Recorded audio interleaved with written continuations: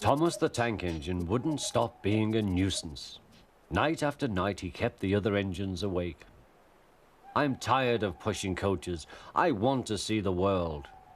The other engines didn't take much notice, for Thomas was a little engine with a long tongue.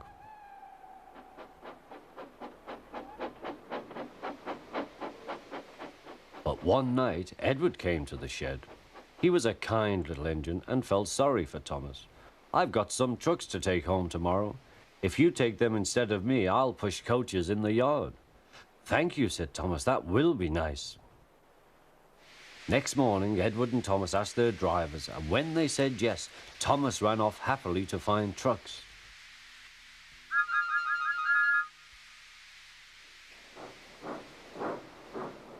Now, trucks are silly and noisy. They talk a lot and don't attend to what they are doing. And I'm sorry to say they play tricks on an engine who is not used to them. Edward knew all about trucks. He warned Thomas to be careful, but Thomas was too excited to listen.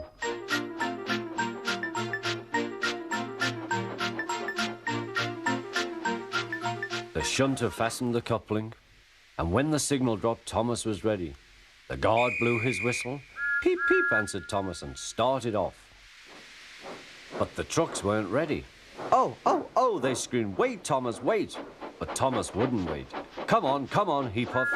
All right, don't fuss. All right, don't fuss," grumbled the trucks.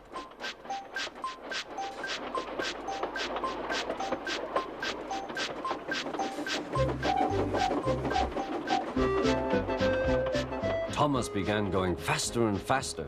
"Whee!" he whistled as he rushed through Henry's tunnel.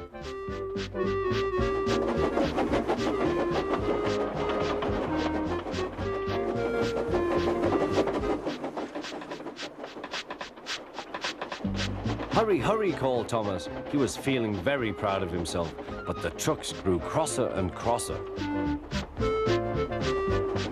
At last, Thomas slowed down as he came to Gordon's Hill.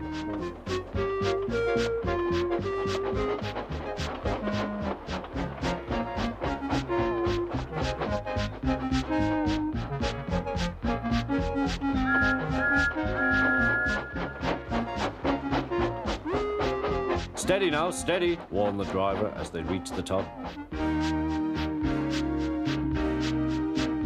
He began to put on the brakes. We're stopping," called Thomas. No," answered the trucks, bumping into each other. Go on." Before the driver could stop them, they had pushed Thomas down the hill and were rattling and laughing behind him. Poor Thomas tried hard to stop them from making him go too fast. Stop pushing, he hissed, but the trucks took no notice. Go on, they giggled in their silly way.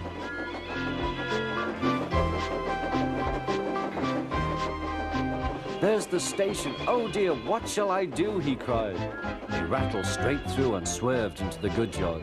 Thomas shut his eyes. "I must stop." When he opened his eyes, he saw he had stopped just in front of the buffers. There watching him was the fat controller. "What are you doing here, Thomas?" he asked.